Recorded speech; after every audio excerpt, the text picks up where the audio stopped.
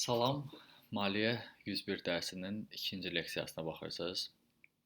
Bu dərsdə biz əsas iqtisadi anlayışlardan danışacağıq və iqtisadiyyatdan və iqtisadi anlayışlardan danışmazdan əvvəl məncə maliyyə və iqtisadiyyatın fərqi haqqında biraz danışmaq lazımdır. Çünki adətən bu iki sahə bir-birinə qarışdırılır və tələbələrdə də sual yaranır ki, bunların fərqi nədir? Maliyyə və iqtisadiyyatı bir-birindən tam ayırmaq mümkün deyil. Bunlar bir-biri ilə əlaqəli sahələrdir və tam dəqiq tərifləri də vermək çətindir. Amma anlayış olaraq iqtisadiyyat daha nəzəri olur. Maliyyə daha tətbiq oluna bilən iqtisadi anlayışlardır. Məsələn, bir mərkəzi bankda iqtisadiyyatçı fikirləşir ki, görəsən faiz dərəcələrini biz necə müəyyənləşdirməliyik? Bu iqtisadi sualdır. Ölkədə faiz dərəcələri nə qədər olmalıdır? Maliyyətçi isə bir bankda oturub fikirləşə bilər ki, mən belə fikirləşirəm ki, faiz dərəcələri qalxacaq. Bunu bilərək hansı maliyyə instrumentlərini almalıyam? Banka hansı maliyyə instrumentlərini alaq? Portfolyomuza hansı yeni səhmləri əlavə eləyək? Bu suallar artıq maliyyəçinin belə deyək, sahəsinə daxil olur. Amma dediyim kimi iqtisadiyyat və maliyyə bir-birinə çox əlaqəlidir. Ona görə də onları bir-birindən çox da ayırmaq mümkün deyil. İqtisadiyyatdan danışarkən mikro və makro iqtisadiyyat anlayışlarını da biz anlamalıyıq. Mikro iqtisadiyyat fərdlərin və zavod fabriklərin, istehsalçıların qərarlarını öyrənir. Məsələn, bir insan müəyyən bir əmtəni, müəyyən bir malı qiymət 15-20% qalxarsa nə qədər daha az istehlak eləyəcək? Bu mikro iqtisadiyyatın öyrəndiyi bir sualdır. Və mikro iqtisadiyyatda əsasında biz tələb və təkliflərdən danışırıq. Tələb müəyyən bir mala qiymətlər üzrə nə qədər ehtiyac var onu anladır bizə. Məsələn, burada biz bir qrafik görürük. Burada qiymətlər var. Burada isə nə qədər tələb var onu görürük biz. Və aydın olduğu kimi qiymətlər qalxdıqca həmin mala tələb də azalır. Deməli, məsələn, burada 1 dollar olanda təqribi 4 ədəd ehtiyac var. Qiymət qalxıb 2 dollar olanda isə görürsünüz ki, ehtiyac da düşür 2 dollara. Tələbi müəyyən edən amillər var. Bu amillər birincisi zövqdür. Sizin hər hansısa bir mala olan tələbiniz sizin zövqünüzdən asılıdır. Bundan başqa sizin var dövlətiniz əsas faktorlardan biridir. Sizin pulunuz nə qədər çox olarsa, o qədər də daha çox istehlak edəcəksiniz müxtəlif malları. Bunlar əsas amillərdir, hansılar ki, tələbi belə deyək, təyin eləyir. Bundan başqa tələbin elastikliyi anlayışı var. Bundan da məncə tanış olmaqda fayda var. Qiymətlər dəyişərsə, sizin həmin mala, həmin əmtəyə olan tələbiniz nə qədər dəyişəcək, elastiklik bunu öyrənir. Məsələn, bizim suya olan tələbimiz heç də elastik deyil. Çünki suyun qiyməti nə qədər qalxır-qalxsın, biz yenə su içmək istəyəcəyik. Suyu əvəz eləmək çətindir. Bu arada əvəz edicilərin olmağı da tələbi müəyyənləşdirən amillərdən biridir. Məsələn, telefonlardan birinin qiyməti qalxsa, onu əvəz edən başqa telefon tapmaq olar deyə bu tələbi belə deyək, müəyyən edən amillərdən biridir. Tələbin elastikliyi dediyim kimi, qiymətlər dəyişərsə, həmin mala, həmin məhsula olan tələb nə qədər faiz olaraq dəyişəcək, bunu öyrənir. Və faydalılıq, marginal utility anlayışı var. Bunun haqqında da qısa danışım. Adətən iqtisadiyyatda belə qəbul olunur ki, bir məhsulu biz nə qədər çox istehlak ediriksə, onu nə qədər çox tükətiriksə, ondan aldığımız zövq bir o qədər aşağı düşəcək. Məsələn, siz təsəvvür edin ki, çox açsınız, 20 saatdır yemək yeməmisiniz. Sizin birinci yeməkdən, birinci qəbul etdiyiniz boşqab supdan aldığınız zövq çox olasıdır. Çünki 20 saatdır yemək yeməmisiniz. İkinci boşqab supdan aldığınız zövq yenə çox olacaq. Çünki yəqin ki, hələ də açsınız, amma birinci qədər sizə zövq verməyəcək. 3-cü, 4-cü, 5-ciyə çatdıqda isə artıq deyin ki, zövqünüz azalacaq, bəlkə də artıq bu sizə mənfi təsir göstərəcək. Marginal utility, yəni bu faydalılıq dediyimiz anlayış bu haqqdadır ki, mikroiqtisadiyyatda bu anlayışa tez-tez rast gəlinir.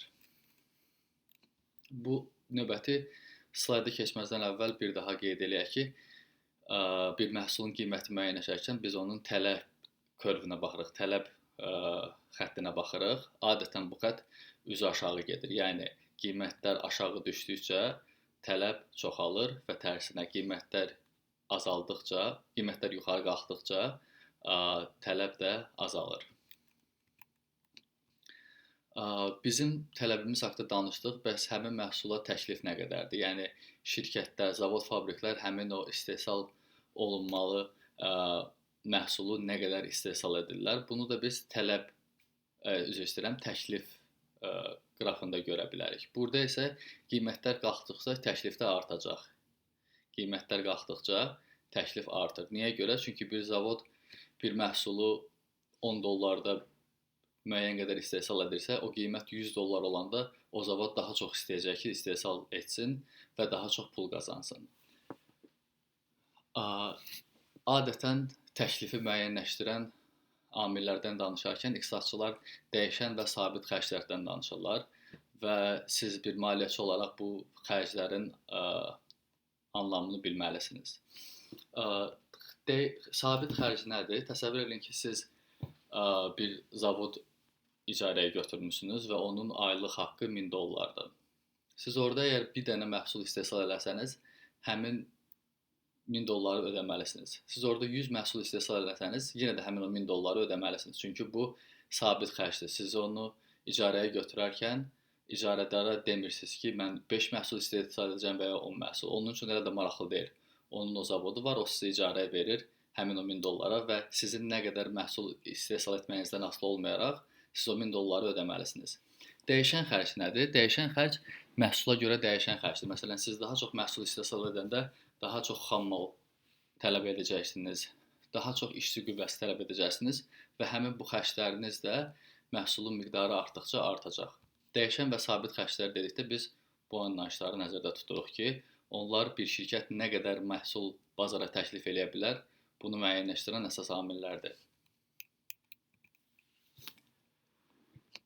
Demək, ekvilibrium tarazlıq deməkdir və bir malın qiyməti bazarda nə qədər olacaq, biz bundan danışarkən məhz tələb və təklif xətlərini qrafda qoyuruq və onların kəsişmə nöqtəsi bazar nöqtəsidir. Məsələn, burada biz görürsünüz PR yazılıb, P qiymət, price qiymət və bu R nöqtəsi ekvilibrium nöqtəsidir. Yəni tarazlıq nöqtəsi buradır.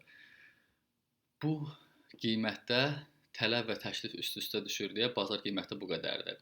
Məsələn, əgər qiymət daha aşağı olarsa, bax bu gördüyünüz P0 olarsa, burada tələb təklifdən daha çox olacaq. Qiymət aşağı olduğu üçün insanlar çox tələb edirlər, amma zavodlar o qədər də istehsal elə bilmirlər deyə bu qədər bu xətdə gördüyünüz fərq yaranacaq. Ona görə tarazlıq nöqtəsi bura olmayacaq.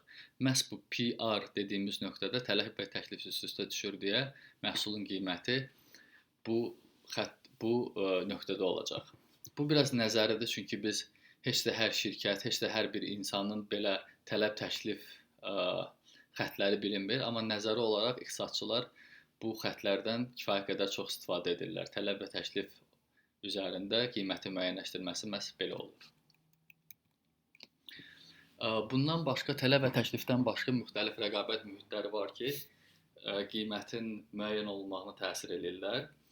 Rəqabət mühitləri deyəndə ən yaxşısı rəqabətli bazardır. Çünki burada hər bir şirkət çalışacaq ki, öz istehsal sistemini optimal səviyyədə qursun ki, əlavə xərclər yaranmasın və rəqabət olacaq və müştəri ən sonda işini ən yaxşı görən şirkətin məhsulunu seçəcək.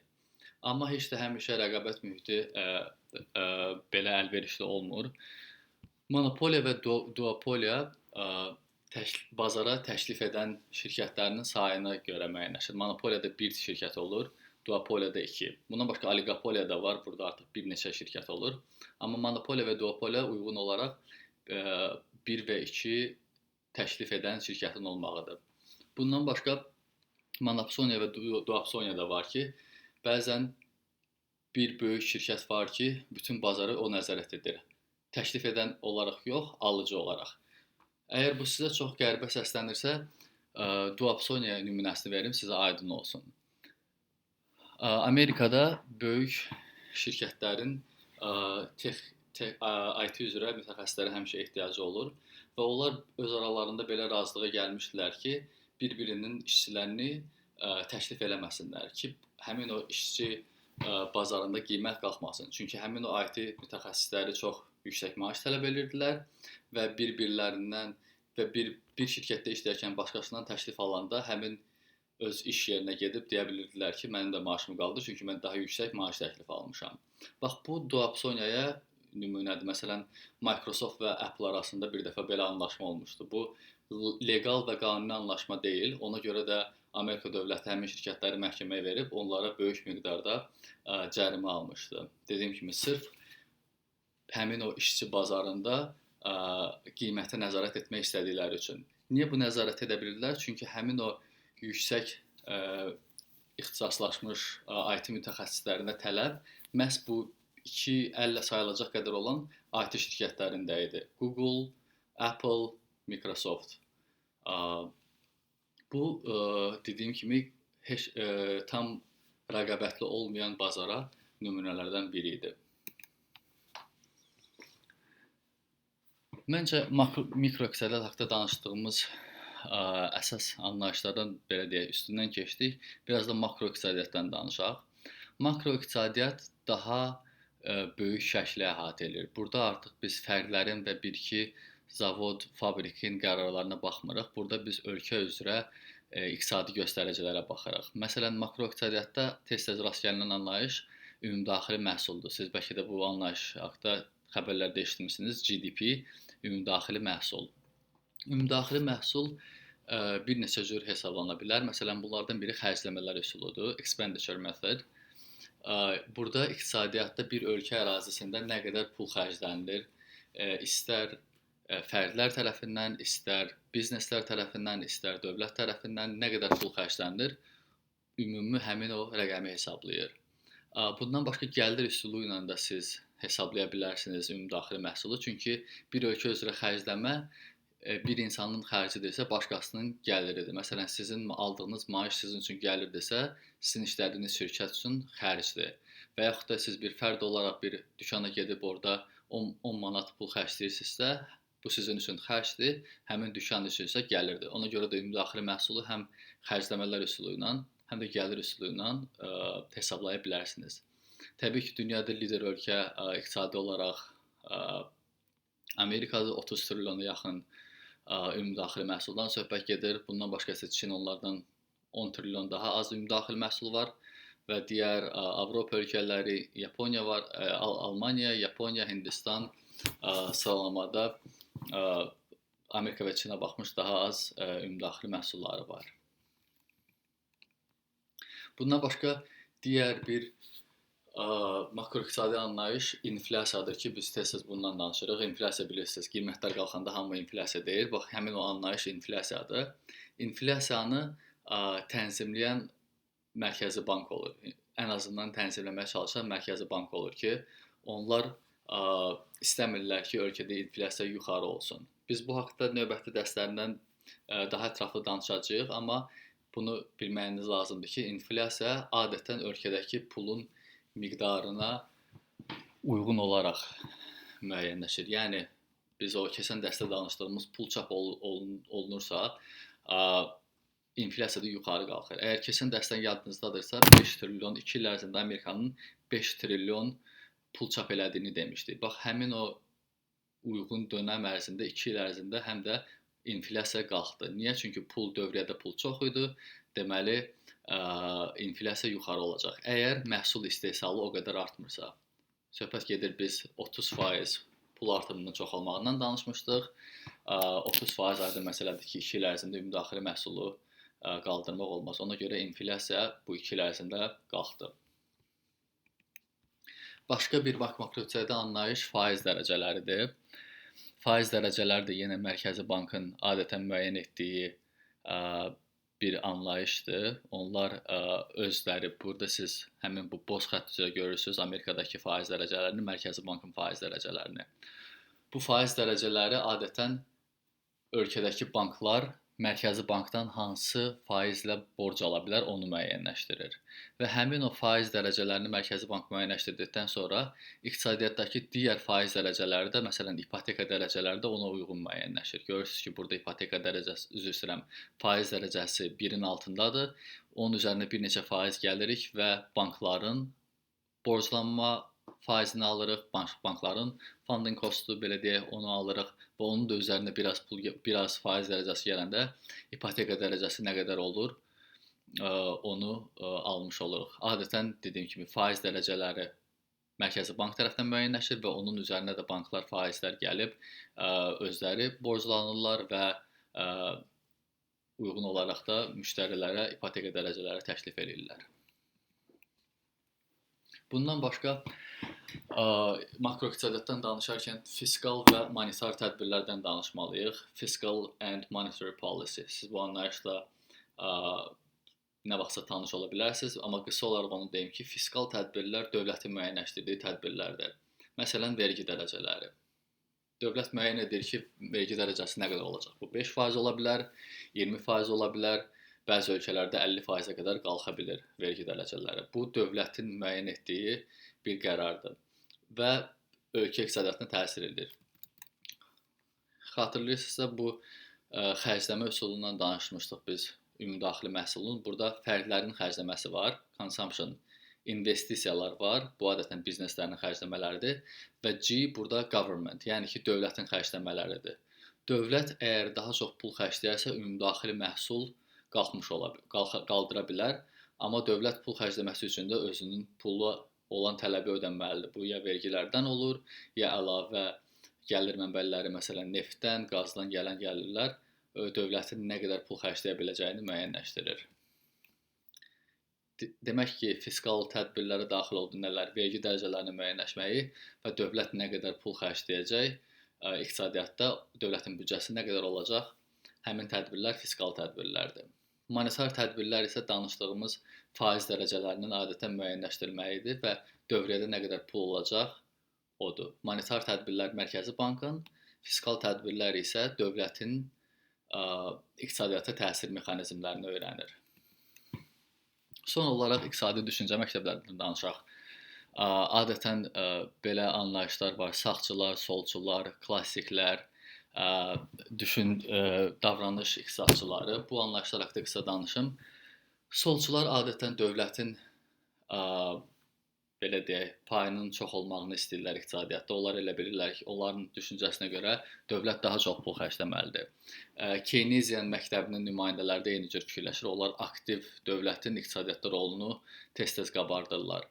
Amma sağçılar bunun tərsini fikirləşirlər. Onlar belə hesab edirlər ki, dövlət iqtisadiyyatda nə qədər az pay sahibi olsa, bir o qədər yaxşı olar. Onların özü də bir neçə qrupa bölünür. Məsələn, klassiklər var və Avstriya məktəbinin təmsilçiləri var. Avstriya məktəbinin düşüncəsinə görə iqtisadiyyat o qədər qəlizdir ki, burada modelləşdirmədən və ekonometrikadan və müxtəlif belə qəliz riyaziyyatdan istifadə etməyin heç bir faydası yoxdur. Bu məsələn Avstriya məktəbinin düşüncəsidir. İqtisadi düşüncə məktəbləri çoxdur. Onların hamısını saymaq belə deyək, imkansızdır. Amma bunu bilməyiniz lazımdır ki, iqtisadiyyatda heç də 2+2 həmişə 4 eləmir. Bəzilərinə görə bu 5 edir, bəzilərinə görə 3,5 eləyir və bəzilərinə görə də 4 eləyir. Bu qədər. Bu dərsdə biz əsas iqtisadi anlayışlardan danışdıq. Növbəti dərsdə görüşərik.